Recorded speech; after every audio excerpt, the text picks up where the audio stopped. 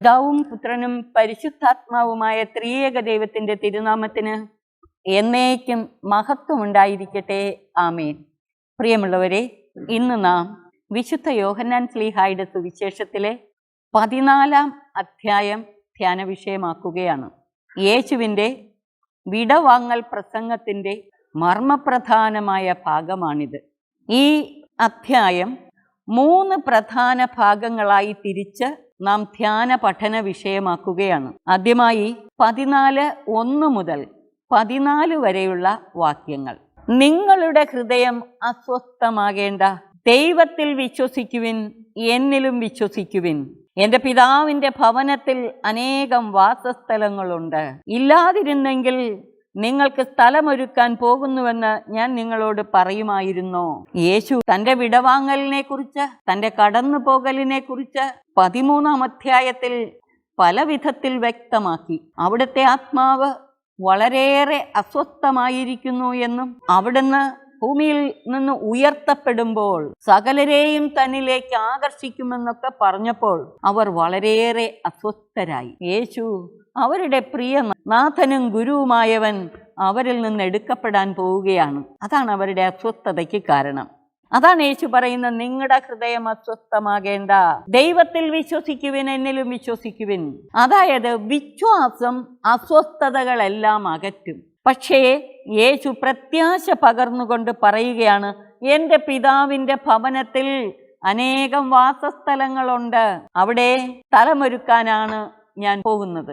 നിങ്ങൾക്ക് സ്ഥലമൊരുക്കിയതിന് ശേഷം ഞാൻ വന്ന് നിങ്ങളെയും കൂട്ടിക്കൊണ്ടു പോകും. ഇതാണ് പ്രത്യാശ.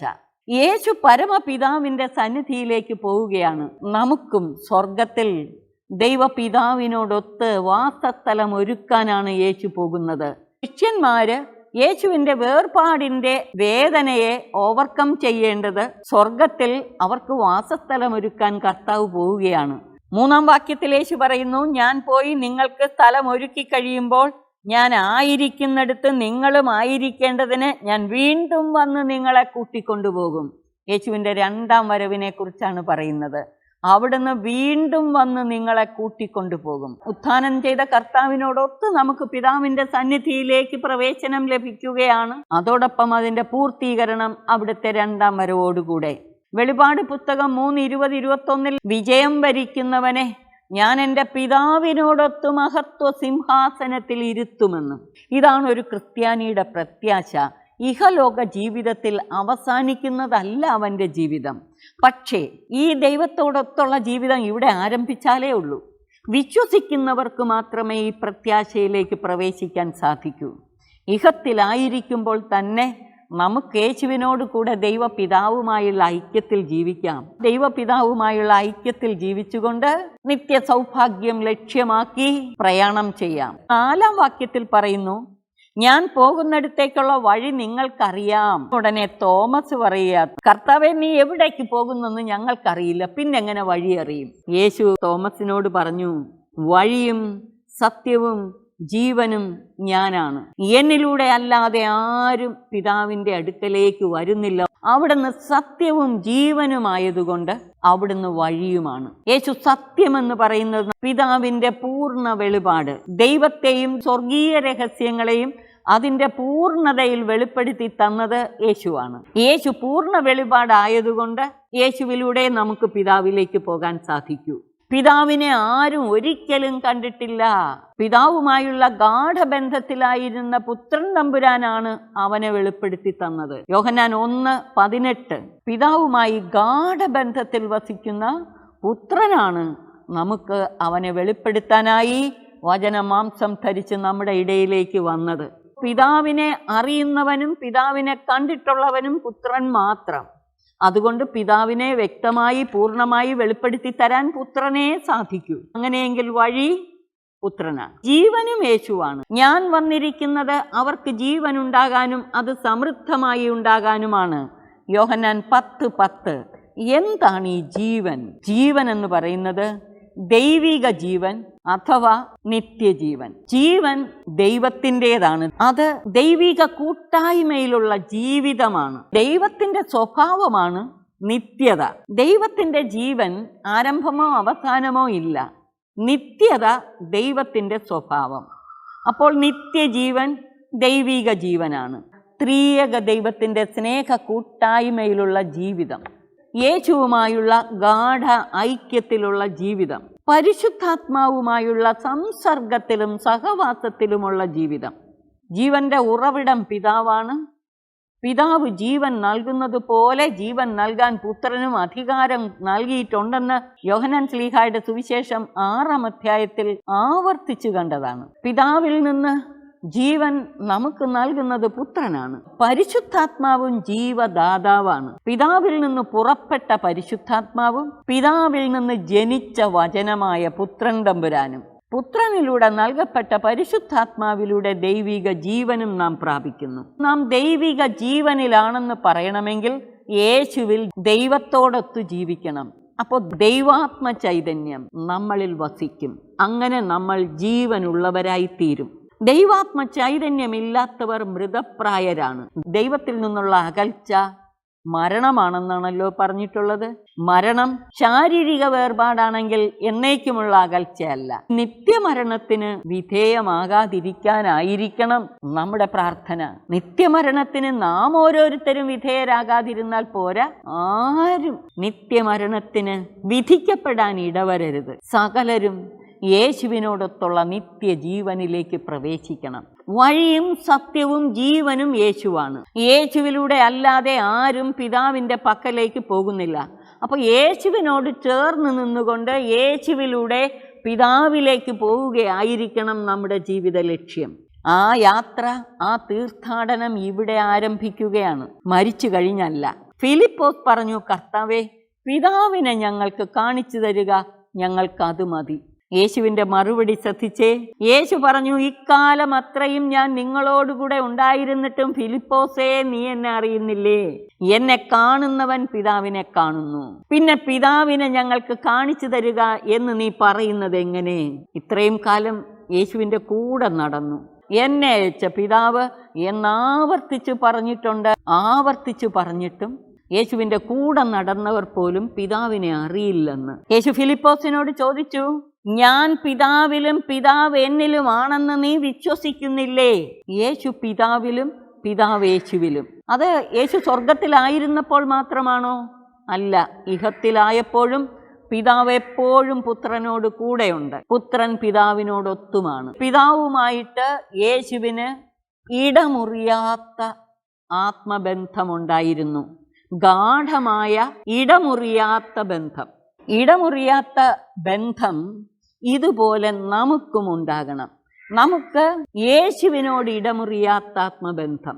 യേശു ഫിലിപ്പോസിനോട് ചോദിച്ചു, ഞാൻ പിതാവിലും പിതാവ് എന്നിലും ആണെന്ന് നീ വിശ്വസിക്കുന്നില്ലേ? ഞാൻ നിങ്ങളോട് പറയുന്ന വാക്കുകൾ സ്വമേധയാ പറയുന്നതല്ല.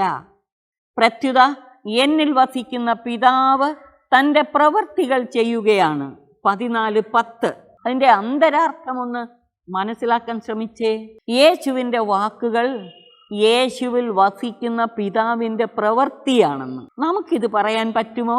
ഞാൻ പറയുന്ന വാക്കുകൾ എൻ്റേതല്ല, എന്നിൽ വസിക്കുന്ന കർത്താവിൻ്റെ പ്രവൃത്തിയാണെന്ന്.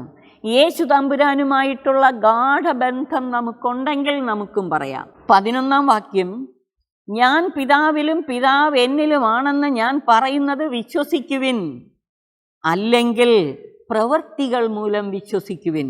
യേശുവിൻ്റെ വാക്ക് വിശ്വസനീയമാണ്, വിശ്വാസയോഗ്യമാണ്. വാക്കുകൾ കൊണ്ട് നിങ്ങൾ വിശ്വസിച്ചില്ലെങ്കിൽ എൻ്റെ പ്രവൃത്തി മൂലമെങ്കിലും വിശ്വസിക്കുവിൻ. യേശുവിൻ്റെ പ്രവൃത്തികളും വാക്കുകളും ദൈവത്തിൻ്റെ തന്നെ വാക്കുകളും പ്രവൃത്തിയുമാണ്. സത്യം സത്യമായി ഞാൻ നിങ്ങളോട് പറയുന്നു, എന്നിൽ വിശ്വസിക്കുന്നവനും ഞാൻ ചെയ്യുന്ന പ്രവൃത്തികൾ ചെയ്യും. ഞാൻ പിതാവിൻ്റെ അടുത്തേക്ക് പോകുന്നത് കൊണ്ട് ഇവയേക്കാൾ വലിയവയും അവൻ ചെയ്യും. യേശുവിൽ വിശ്വസിക്കുന്നവർ യേശു ചെയ്യുന്ന പ്രവൃത്തി ചെയ്യും. യേശു പിതാവിൻ്റെ പക്കലേക്ക് പോകുന്നത് കൊണ്ട് യേശു ചെയ്യുന്നതിനേക്കാൾ വലിയ പ്രവൃത്തികളും ചെയ്യും. അതിൻ്റെ അർത്ഥം എന്താണ്? യേശു പിതാവിൻ്റെ പക്കലേക്ക് പോകുന്നത് കൊണ്ട് സഹായകനായ പരിശുദ്ധാത്മാവിനെ നമ്മുടെ പക്കലേക്ക് അയക്കും. യേശു ചെയ്ത പ്രവൃത്തികൾ പൂർത്തിയാക്കുന്നത് പരിശുദ്ധാത്മാവാണ്. യേശു ചെയ്തതിനേക്കാൾ വലിയ പ്രവൃത്തികൾ നമ്മൾ പ്രവർത്തിക്കുമെന്ന് പറയുന്നത് നമ്മൾ കുറേ കൂടുതൽ കാര്യങ്ങൾ ചെയ്യുമെന്നല്ല, മറിച്ച് യേശുവിലൂടെ ദൈവം നിവർത്തിയാക്കിയ പ്രവൃത്തികളെല്ലാം പൂർത്തിയാക്കുന്നത് പരിശുദ്ധാത്മാവ് മുഖേനയാണ്. പരിശുദ്ധാത്മാവ് വരുമ്പോൾ നമ്മിലൂടെ യേശു ഇതിനേക്കാൾ വലിയ പ്രവൃത്തികൾ ചെയ്യും എന്നർത്ഥം. അതായത് നമ്മുടെ കർത്താവിൻ്റെ മരണോത്ഥാനത്തിന് ശേഷം പരിശുദ്ധാത്മാവിനെ പിതാവിൻ്റെ പക്കൽ നിന്ന് അയക്കുമ്പോൾ യേശു നമ്മിലൂടെ ഇതിനേക്കാൾ വലിയ പ്രവൃത്തികൾ ചെയ്യും. 13-ാം വാക്യം, നിങ്ങൾ എൻ്റെ നാമത്തിൽ ആവശ്യപ്പെടുന്നത് എന്തും പിതാവ് പുത്രനിൽ മഹത്വപ്പെടാൻ വേണ്ടി ഞാൻ പ്രവർത്തിക്കും. എൻ്റെ നാമത്തിൽ നിങ്ങൾ എന്നോട് എന്തെങ്കിലും ചോദിച്ചാൽ ഞാനത് ചെയ്തു തരും. യേശു ഉറപ്പ് നൽകുന്നു. ഇത് 15-16 പറഞ്ഞിട്ടുണ്ട്. നിങ്ങൾ എന്നെ തിരഞ്ഞെടുക്കുകയല്ല, ഞാൻ നിങ്ങളെ തിരഞ്ഞെടുക്കുകയാണ് ചെയ്തത്. നിങ്ങൾ പോയി ഫലം പുറപ്പെടുവിക്കുന്നതിനും നിങ്ങളുടെ ഫലം നിലനിൽക്കുന്നതിനും വേണ്ടി ഞാൻ നിങ്ങളെ നിയോഗിച്ചിരിക്കുന്നു. നിങ്ങൾ എൻ്റെ നാമത്തിൽ പിതാവിനോട് ചോദിക്കുന്നതെന്തും അവിടെ നിങ്ങൾക്ക് നൽകും. അതുപോലെ 16-24 ഇത് തന്നെ പറഞ്ഞിട്ടുണ്ട്. ഇതുവരെ നിങ്ങൾ എൻ്റെ നാമത്തിൽ ഒന്നും തന്നെ ചോദിച്ചിട്ടില്ല, ചോദിക്കുവിൻ നിങ്ങൾക്ക് ലഭിക്കും. അതുമൂലം നിങ്ങളുടെ സന്തോഷം പൂർണ്ണമാവുകയും ചെയ്യും. യേശുവിൻ്റെ നാമത്തിൽ ചോദിക്കുന്നതെന്തും നിറവേറ്റിത്തരും എന്നാണ് യേശു പറയുന്നത്. അപ്പോൾ 14-ാം അധ്യായം 1 മുതൽ 14 വരെയുള്ള വാക്യങ്ങളിൽ നാം ധ്യാന വിഷയമാക്കിയ പ്രധാന ചിന്തകൾ: 1, യേശുവിൽ വിശ്വസിക്കുകയും പിതാവിൽ വിശ്വസിക്കുകയും ചെയ്യുന്നവർക്ക് ഹൃദയം അസ്വസ്ഥമാകേണ്ട കാര്യമില്ല. ദൈവത്തിൽ വിശ്വസിക്കുക, യേശുവിലും വിശ്വസിക്കുക. യേശു പിതാവിൻ്റെ പക്കലേക്ക് പോകുന്നത് കൊണ്ട് നമുക്കവിടെ വാസസ്ഥലം ഒരുക്കുമെന്നതാണ് നമ്മുടെ പ്രത്യാശ. സ്വർഗത്തിൽ വാസസ്ഥലം ഒരുക്കുന്നത് യേശുവാണ് പിതാവിലേക്കുള്ള വഴി. അവിടെ നിന്ന് പിതാവിലേക്കുള്ള വഴിയാകുന്നത് അവിടെ നിന്ന് ജീവനും സത്യവും ആയതുകൊണ്ടാണ്. ദൈവത്തെ വെളിപ്പെടുത്തുന്ന പൂർണ്ണമായ വെളിപാടിൻ്റെ വെളിച്ചമായ സത്യവും പൂർണ്ണമായ ദൈവിക ജീവൻ നമുക്ക് നൽകുന്നവനുമായതിനാൽ യേശു പിതാവിലേക്കുള്ള വഴിയാണ്. യേശു പിതാവിനെ അറിയുന്നു, പിതാവ് യേശുവിനെയും അറിയുന്നു. അവർ പരസ്പരം അധിവസിക്കുന്നു. അതുപോലെ യേശുവിനെ അറിയുന്നവർ പിതാവിനെ അറിയും. യേശുവിൽ വിശ്വസിക്കുന്നവർ യേശുവിലൂടെ പിതാവിലേക്ക് പോകും. യേശുവാണ് പിതാവിനെ നമുക്ക് കാണിച്ചു തരുന്നവൻ. യേശു നമ്മിൽ വസിക്കുന്നത് കൊണ്ട് യേശു ചെയ്യുന്ന പ്രവൃത്തികൾ നമുക്കും ചെയ്യാം. യേശു പിതാവിൻ്റെ സന്നിധിയിലേക്ക് പോകുന്നത് കൊണ്ട് ഇതിനേക്കാൾ വലിയ പ്രവൃത്തിയും നമുക്ക് ചെയ്യാം. അവസാനം പറഞ്ഞു, എൻ്റെ നാമത്തിൽ നിങ്ങൾ എന്നോട് എന്തെങ്കിലും ചോദിച്ചാൽ ഞാനത് ചെയ്തു തരും. തുടർന്ന് 14, 15 മുതൽ 23 വരെയുള്ള വാക്യങ്ങൾ: നിങ്ങൾ എന്നെ സ്നേഹിക്കുന്നുവെങ്കിൽ എൻ്റെ കൽപ്പന പാലിക്കും. ഞാൻ പിതാവിനോട് അപേക്ഷിക്കുകയും എന്നേക്കും നിങ്ങളോടുകൂടെ ആയിരിക്കാൻ മറ്റൊരു സഹായകനെ അവിടെ നിന്ന് നിങ്ങൾക്ക് തരുകയും ചെയ്യും. ഈ സത്യാത്മാവിനെ സ്വീകരിക്കാൻ ലോകത്തിന് കഴിയുകയില്ല. ഞാൻ നിങ്ങളെ അനാഥരായി വിടുകയില്ല. ഞാൻ നിങ്ങളുടെ അടുത്തേക്ക് വരും. അല്പസമയം കൂടി കഴിഞ്ഞാൽ പിന്നെ ലോകം എന്നെ കാണുകയില്ല, എന്നാൽ നിങ്ങൾ എന്നെ കാണും. ഞാൻ ജീവിക്കുന്നു, അതിനാൽ നിങ്ങളും ജീവിക്കും. ഞാൻ പിതാവിലും പിതാവ് എന്നിലും നിങ്ങൾ എന്നിലുമാണെന്ന് ആ ദിവസം നിങ്ങൾ അറിയും. ഏത് ദിവസം? പരിശുദ്ധാത്മാവ് നമ്മളിൽ വന്നു കഴിയുമ്പോൾ. യേശു പിതാവിൻ്റെ പക്കലേക്ക് പോയി പരിശുദ്ധാത്മാവിനെ അയച്ചു കഴിയുമ്പോൾ യേശു പിതാവിലും പിതാവ് യേശുവിലുമാണെന്ന് നമ്മൾ അറിയും.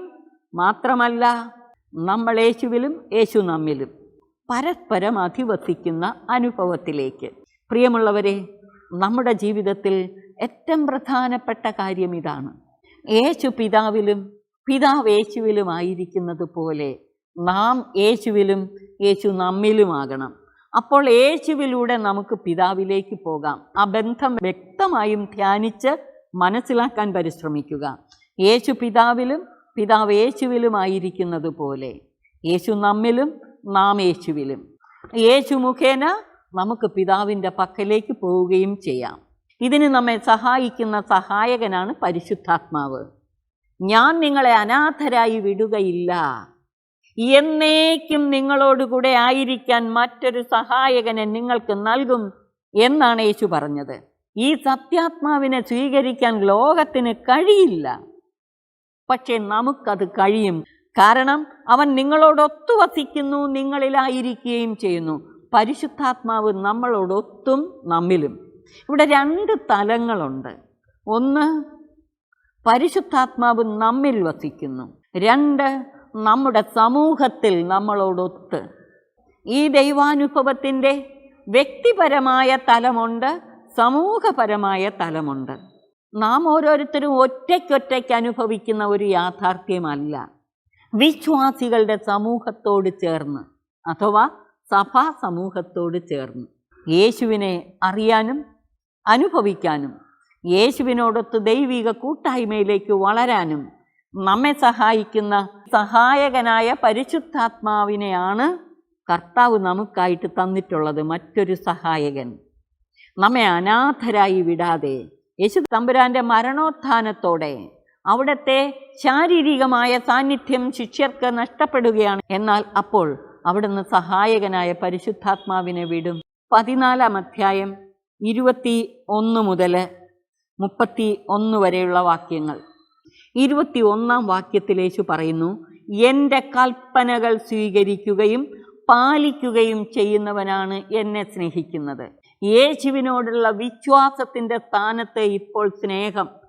അടയാളങ്ങളുടെ പുസ്തകത്തിൽ മുഴുവൻ വിശ്വാസത്തെക്കുറിച്ചാണ് ഊന്നിപ്പറഞ്ഞത്. പക്ഷേ ഇവിടെ മുതൽ എന്നെ സ്നേഹിക്കുന്നവൻ എൻ്റെ കൽപ്പനകൾ പാലിക്കും.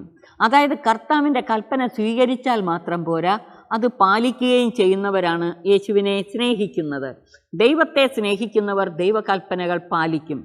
എന്നെ സ്നേഹിക്കുന്നവനെ പിതാവും സ്നേഹിക്കും. ഞാനും അവനെ സ്നേഹിക്കുകയും എന്നെ അവന് വെളിപ്പെടുത്തുകയും ചെയ്യും. ഇതുവരെ പറഞ്ഞ വെളിപ്പെടുത്തലല്ല ഇനി പറയുന്നത്. യേശുവിനെ അറിയുന്നവർ പിതാവിനെ അറിയുമെന്ന് പറഞ്ഞു. യേശു പിതാവിലും പിതാവ് യേശുവിലും ആയിരിക്കുന്നത് പോലെ നമുക്കും യേശുവിലും യേശു നമ്മിലും ആയിരിക്കുമെന്ന് പറഞ്ഞു. പരിശുദ്ധാത്മാവ് നമ്മുടെ മേൽ വന്നു കഴിയുമ്പോൾ ഈ ഒരു ദൈവവും മനുഷ്യനും തമ്മിലുള്ള സഹവാസത്തിൻ്റെ അനുഭവം തിരിച്ചറിയാൻ പറ്റുമെന്ന്. എന്നാൽ ഇവിടെ യേശു പറയുന്നു, എന്നെ സ്നേഹിക്കുന്നവൻ എൻ്റെ കൽപ്പന പാലിക്കും. അപ്പോൾ പിതാവ് അവനെ സ്നേഹിക്കും, ഞാനും അവനെ സ്നേഹിക്കുകയും എന്നെ തന്നെ അവന് വെളിപ്പെടുത്തുകയും ചെയ്യും. ഇത് വളരെ വ്യക്തിപരമായ ഒരു വെളിപ്പെടുത്തൽ. കർത്താവിനെ സ്നേഹിക്കുന്നവർ വ്യക്തിപരമായി അവിടുത്തെ അടുത്തറിയാൻ കഴിയും. അവിടുന്ന് കൂടുതൽ കൂടുതൽ തന്നെ നമുക്ക് വെളിപ്പെടുത്തി തരും. ബൈബിളിൽ നമ്മൾ കണ്ട ഒരു പ്രധാനപ്പെട്ട പ്രമേയമാണ് ദൈവത്തെ സ്നേഹിക്കുകയും അവിടുത്തെ ഉപരിമഹത്വം ദർശിക്കാനായി കാത്തിരിക്കുകയും ചെയ്യുന്നവർക്ക് അവിടുന്ന് തൻ്റെ ഉപരിമഹത്വം വെളിപ്പെടുത്തി തരും. 23-ാം വാക്യത്തിൽ പറയുന്നു, എന്നെ സ്നേഹിക്കുന്നവൻ എൻ്റെ വചനം പാലിക്കും. അപ്പോൾ പിതാവ് അവനെ സ്നേഹിക്കുകയും ഞങ്ങൾ അവൻ്റെ അടുത്ത് വന്ന് അവനിൽ വാസമുറപ്പിക്കുകയും ചെയ്യും. ആദ്യം പറഞ്ഞു പിതാവും പുത്രനും നമ്മളെ സ്നേഹിക്കും, യേശു നമുക്ക് തന്നെ വെളിപ്പെടുത്തി തരുമെന്ന്. 23-ാം വാക്യത്തിൽ പറയുന്നു, പിതാവ് നമ്മെ സ്നേഹിക്കും, പിതാവും പുത്രനും വന്ന് നമ്മിൽ വാസമുറപ്പിക്കും. ഇത് അടുത്ത ഘട്ടമാണ്. ദൈവത്തെ സ്നേഹിക്കുന്നവർ അവിടുത്തെ കൽപ്പന പാലിക്കും, വചനം പാലിക്കും. അപ്പോൾ യേശു തന്നെ നമുക്ക് വെളിപ്പെടുത്തി തരും. അടുത്ത ലെവൽ, യേശു പിതാവിനോടൊത്തു വന്ന് നമ്മളിൽ വാസമുറപ്പിക്കും. ത്രിത്വൈക ദൈവത്തിൻ്റെ വാസസ്ഥലങ്ങളായി മാറും നമ്മുടെ ഹൃദയങ്ങൾ, നമ്മുടെ ജീവിതങ്ങൾ. എനിക്ക് ഈ വ്യക്തിപരമായ അനുഭവത്തിലേക്ക് വളരാം, പക്ഷെ കേവലം വ്യക്തിഗതമല്ല, ഇൻഡിവിജ്വലിസ്റ്റിക് അല്ല. ത്രിത്വൈക ദൈവത്തിൻ്റെ വാസസ്ഥലം സഭാ കൂട്ടായ്മയാണ്. ഈ സഭാ കൂട്ടായ്മയിൽ വസിക്കുന്ന നമ്മളിലും ഈ ത്രിത്വൈക ദൈവം വാസമുറപ്പിക്കും. ഞാൻ യേശുവിനോട് മാത്രം ചേർന്ന് നിന്നുകൊണ്ട് എനിക്ക് ഈ ത്രിത്വൈക ദൈവത്തിൻ്റെ കൂട്ടായ്മയിലേക്ക് വളരാം എന്നല്ല ഈ തിരുവചന ഭാഗം നമ്മെ പഠിപ്പിക്കുന്നത്. നമ്മൾ യോഹന്നാൻ ശ്ലീഹായുടെ സുവിശേഷം 1-ാം ഭാഗം മുതൽ പഠിച്ചു വന്നത് പരസ്പരം നിങ്ങൾ ബന്ധിച്ച് നോക്കിയാൽ മനസ്സിലാകും. വിശ്വാസത്തിൽ പടിപടിയായി വളർന്ന് സഭാ സമൂഹത്തിലെ അംഗങ്ങളായി കർത്താവുമായുള്ള സ്നേഹ കൂട്ടായ്മയിൽ വസിച്ചുകൊണ്ട് അവിടുത്തെ മഹത്വപ്പെടുത്തി ജീവിക്കുമ്പോഴാണ് നമ്മുടെ ഹൃദയങ്ങളിൽ അവിടുന്ന് വന്ന് വാസമുറപ്പിക്കുന്നത്. സഭയിൽ മാമോദീസായിലൂടെ നമ്മൾ ത്രിയേക ദൈവത്തിൻ്റെ ആലയങ്ങളായി മാറുന്നു. പരിശുദ്ധ കുർബാനയിലൂടെ അനുദിനം അവിടുന്ന് നമ്മളിൽ വന്ന് വാസമുറപ്പിക്കുന്നു. യോഹന്നാൻ 6-ാം അധ്യായം 56-ാം വാക്യത്തിൽ പറഞ്ഞു, എൻ്റെ ശരീരം ഭക്ഷിക്കുകയും എൻ്റെ രക്തം പാനം ചെയ്യുകയും ചെയ്യുന്നവൻ എന്നിലും ഞാൻ അവനിലും വസിക്കുന്നു. പരിശുദ്ധ കുർബാനയിലൂടെ യേശു നമ്മുടെ ഉള്ളിലേക്ക് എഴുന്നള്ളി വരുന്നു. യേശു നമ്മിലേക്ക് എഴുന്നള്ളി വരുന്നത് പരിശുദ്ധാത്മാവിലൂടെയാണ്. യേശുവും പരിശുദ്ധാത്മാവും പിതാവായ ദൈവത്തോടൊത്തു തന്നെയാണ് നമ്മിൽ വാസമുറപ്പിക്കുന്നത്. ത്രിത്വൈക ദൈവത്തിൻ്റെ സ്നേഹ കൂട്ടായ്മയിൽ പിതാവ് പുത്രനോടൊത്ത് നമ്മിൽ വന്ന് വാസമുറപ്പിക്കും. അപ്പം യേശുവും പിതാവും നമ്മിൽ വന്ന് വാസമുറപ്പിക്കുന്നത് പരിശുദ്ധാത്മാവ് മുഖേനയാണ്. ഇതാണ് 14:23 പറഞ്ഞതിൻ്റെ അർത്ഥം. 24 യേശു പറയുന്നു, എന്നെ സ്നേഹിക്കാത്തവനോ എൻ്റെ വചനം പാലിക്കുന്നില്ല. സ്നേഹിക്കാത്തവൻ വചനം പാലിക്കുന്നില്ല, അപ്പോൾ കർത്താവ് വന്ന് വാസമുറപ്പിക്കത്തില്ല. ഇടയ്ക്ക് 22-ാം വാക്യത്തിൽ യൂദാസിനെ കുറിച്ച് പറയുന്നു. അത് യൂദാസ് കറിയോത്ത അല്ല. യൂദാസ് അവനോട് പറഞ്ഞു, കർത്താവേ, നീ നിന്നെ ഞങ്ങൾക്ക് വെളിപ്പെടുത്താൻ പോകുന്നു, എന്നാൽ ലോകത്തിന് വെളിപ്പെടുത്തുകയില്ല എന്ന് പറഞ്ഞത് എന്താണ്? യൂദാസിൻ്റെ ചോദ്യത്തിന് മറുപടിയായിട്ടാണ് യേശു പറഞ്ഞത്, എന്നെ സ്നേഹിക്കുന്നവൻ്റെ വചനം പാലിക്കും, അപ്പോൾ പിതാവ് അവനെ സ്നേഹിക്കും, ഞങ്ങൾ അവൻ്റെ അടുത്ത് വന്ന് അവനിൽ വാസമുറപ്പിക്കും. 25 മുതൽ 31 വരെയുള്ള വാക്യങ്ങൾ. നിങ്ങളോടുകൂടെ ആയിരിക്കുമ്പോൾ തന്നെ ഇത് ഞാൻ നിങ്ങളോട് പറഞ്ഞിരിക്കുന്നു. എന്നാൽ എൻ്റെ നാമത്തിൽ പിതാവ് അയക്കുന്ന സഹായകനായ പരിശുദ്ധാത്മാവ് എല്ലാ കാര്യങ്ങളും നിങ്ങളെ പഠിപ്പിക്കുകയും ഞാൻ നിങ്ങളോട് പറഞ്ഞിട്ടുള്ളതെല്ലാം നിങ്ങളെ അനുസ്മരിപ്പിക്കുകയും ചെയ്യും. അപ്പോൾ യേശു തമ്പുരാന് നന്നായിട്ടറിയാം, അവിടെ നീ പറഞ്ഞതെല്ലാം ശിഷ്യന്മാരുടെ മനസ്സിലിരിക്കത്തില്ല. പരിശുദ്ധാത്മാവ് വന്നു കഴിയുമ്പോൾ അവൻ നിങ്ങളെ ബാക്കിയെല്ലാം പഠിപ്പിക്കും, ഞാൻ പഠിപ്പിച്ചതെല്ലാം ഓർമ്മിപ്പിക്കുകയും ചെയ്യും. വിശുദ്ധ യോഹന്നാൻ ശ്ലീഹായാണ് പരിശുദ്ധാത്മാവിൻ്റെ പ്രവർത്തനങ്ങളെക്കുറിച്ച് വളരെ വിശദമായി വെളിപ്പെടുത്തിയിട്ടുള്ള സുവിശേഷങ്ങളിൽ ഏറ്റവും അധികം പരിശുദ്ധാത്മാവിനെയും പിതാവിനെയും വെളിപ്പെടുത്തിയിട്ടുള്ളത് യോഹന്നാൻ ശ്ലീഹായുടെ സുവിശേഷത്തിലാണ്. ഈ പരിശുദ്ധാത്മാവ് വന്നു കഴിയുമ്പോൾ യേശു പഠിപ്പിച്ചവയെല്ലാം നമ്മെ ഓർമ്മിപ്പിക്കും. തുടർന്ന് യേശു പറയുന്നു, ഞാൻ നിങ്ങൾക്ക് സമാധാനം തന്നിട്ട് പോകുന്നു, എൻ്റെ സമാധാനം നിങ്ങൾക്ക് ഞാൻ നൽകുന്നു. ലോകം നൽകുന്നത് പോലെ അല്ല ഞാൻ നൽകുന്നത്. നിങ്ങളുടെ ഹൃദയം അസ്വസ്ഥമാകേണ്ട, നിങ്ങൾ ഭയപ്പെടുകയും വേണ്ട. 14:1 തുടങ്ങിയത് നിങ്ങളുടെ ഹൃദയം അസ്വസ്ഥമാകണ്ട എന്ന് പറഞ്ഞുകൊണ്ട് തന്നെയാണ്. നിങ്ങളുടെ ഹൃദയം അസ്വസ്ഥമാകണ്ട, നിങ്ങൾ ഭയപ്പെടുകയും വേണ്ട. ഞാൻ പോയി സഹായകനായ പരിശുദ്ധാത്മാവിനെ അയച്ചു തരും. എൻ്റെ സമാധാനം ഞാൻ നിങ്ങൾക്ക് നൽകിയിട്ട് പോകുന്നു എന്നാണ് യേശു പറഞ്ഞത്. അപ്പോൾ സഹായകനായ പരിശുദ്ധാത്മാവിനെ യേശു നൽകുന്നത് സമാധാനത്തിൻ്റെ ആത്മാവിനെയാണ്. അവൻ സഹായകനാണ്, ആശ്വാസപ്രദനായ പരിശുദ്ധ റൂഹ. ഈ സമാധാനത്തിൻ്റെ ആത്മാവിനെ ആശ്വാസപ്രദനായ പരിശുദ്ധ റൂഹ, ആശ്വാസദായകനായ പരിശുദ്ധ റൂഹ എന്നാണ് പറയുന്നത്. അസ്വസ്ഥമായിരിക്കുന്ന ഹൃദയങ്ങളെ ആശ്വസിപ്പിക്കാൻ പരിശുദ്ധാത്മാവിനുള്ള പാടവം വേറെ ആർക്കുമില്ല. മനുഷ്യർക്കാർക്കും നമ്മളെ ആശ്വസിപ്പിക്കാൻ പറ്റില്ല. യഥാർത്ഥത്തിൽ നമ്മളെ ആശ്വസിപ്പിക്കാൻ പരിശുദ്ധാത്മാവിനെ സാധിക്കുകയുള്ളൂ. യേശു തമ്പുരാൻ നമുക്ക് നൽകുന്ന പരിശുദ്ധാത്മാവ്, യേശു പിതാവിൻ്റെ പക്കൽ നിന്ന് നമുക്കായിട്ട് അയച്ചു തരുന്ന സഹായകനായ പരിശുദ്ധാത്മാവ്. ഞാൻ പോകുന്നെന്നും വീണ്ടും നിങ്ങളുടെ അടുത്തേക്ക് വരുമെന്നും ഞാൻ പറഞ്ഞത് നിങ്ങൾ കേട്ടല്ലോ. നിങ്ങൾ എന്നെ സ്നേഹിച്ചിരുന്നെങ്കിൽ പിതാവിൻ്റെ അടുത്തേക്ക് ഞാൻ പോകുന്നതിൽ നിങ്ങൾ സന്തോഷിക്കുമായിരുന്നു. എന്തെന്നാൽ പിതാവ് എന്നേക്കാൾ വലിയവനാണ്. അപ്പോൾ പിതാവിൻ്റെ പക്കലേക്ക് യേശു പോകുന്നു എന്ന് പറയുമ്പോൾ നമ്മളോടൊത്ത് യേശു ആയിരിക്കുന്നതിനേക്കാൾ ഉയർന്ന ഒരവസ്ഥയിലേക്ക് നമ്മളെ കൊണ്ടുപോകാൻ പറ്റും എന്നാണ് അതിൻ്റെ അർത്ഥം. യേശു നമ്മോടൊപ്പം തൻ്റെ പരസ്യ ജീവിതകാലത്തായിരുന്നതിനേക്കാൾ കൂടുതൽ ഉയർന്ന ഒരു ദൈവാനുഭവത്തിൻ്റെ അവസ്ഥയിലേക്ക് നമ്മെ നയിക്കാൻ കഴിയും യേശു പിതാവിൻ്റെ പക്കലേക്ക് പോയി കഴിഞ്ഞ് സഹായകനെ അയക്കുമ്പോൾ. അതുകൊണ്ടാണ് ഞാൻ പോകുന്നത്, പിതാവിൻ്റെ അടുക്കത്തിലേക്ക് പോകുന്നതിനെക്കുറിച്ച് നിങ്ങൾ സന്തോഷിക്കുമായിരുന്നു എന്നാണ്. അപ്പോൾ ഇത് സന്തോഷത്തിൻ്റെ വകയാണ്, അസ്വസ്ഥമാകാനുള്ളതല്ല എന്ന് വ്യക്തമാക്കുന്നു. വീണ്ടും 29-ാം വാക്യത്തിൽ യേശു പറയുന്നു, അത് സംഭവിക്കുമ്പോൾ നിങ്ങൾ വിശ്വസിക്കേണ്ടതിന് സംഭവിക്കുന്നതിന് മുമ്പ് തന്നെ നിങ്ങളോട് ഞാൻ പറഞ്ഞിരിക്കുന്നു. നിങ്ങളോട് ഇനിയും ഞാൻ അധികം സംസാരിക്കുകയില്ല, കാരണം ഈ ലോകത്തിൻ്റെ അധികാരി വരുന്നു. എങ്കിലും അവന് എൻ്റെ മേൽ അധികാരമില്ല. എന്നാൽ ഞാൻ പിതാവിനെ സ്നേഹിക്കുന്നുവെന്നും അവിടുന്ന് എന്നോട് കൽപ്പിച്ചതുപോലെ ഞാൻ പ്രവർത്തിക്കുന്നുവെന്നും ലോകം അറിയണം. യേശു തൻ്റെ പരസ്യ ജീവിതത്തിൻ്റെ അവസാനം, തൻ്റെ കടന്നു പോകലിന് തൊട്ടു മുമ്പായി ഇതെല്ലാം ശിഷ്യന്മാരോട് പറഞ്ഞത് നിങ്ങൾ വഴി ഇതെല്ലാം ലോകം അറിയണം. അതിനു വേണ്ടിയാണ് പറഞ്ഞത്. ഇനി അധികമൊന്നും ഞാൻ സംസാരിക്കുന്നില്ല. എന്നിട്ട് യേശു പറയാണ്, എഴുന്നേൽക്കുവിൻ, നമുക്ക് ഇവിടെ നിന്ന് പോകാം.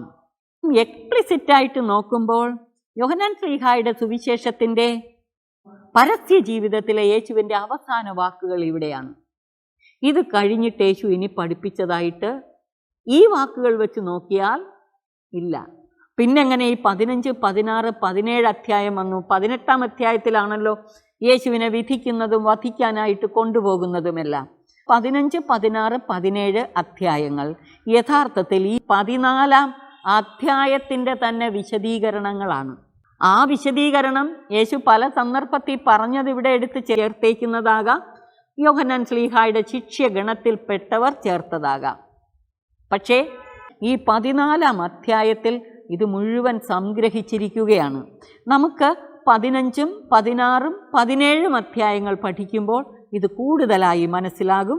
അതുകൊണ്ട് ഞാൻ ഇതിൻ്റെ കൂടുതൽ വിശദീകരണത്തിലേക്ക് ഇപ്പോൾ പോകുന്നില്ല. കർത്താവിൻ്റെ ഈ ദിവ്യ പ്രബോധനങ്ങൾ ഹൃദയത്തിൽ സൂക്ഷിച്ച് ധ്യാനിക്കാൻ പിതാവിനും പുത്രനും പരിശുദ്ധാത്മാവിനും സ്തുതി, ആദിമുതൽ എന്നേക്കും. ആമേൻ.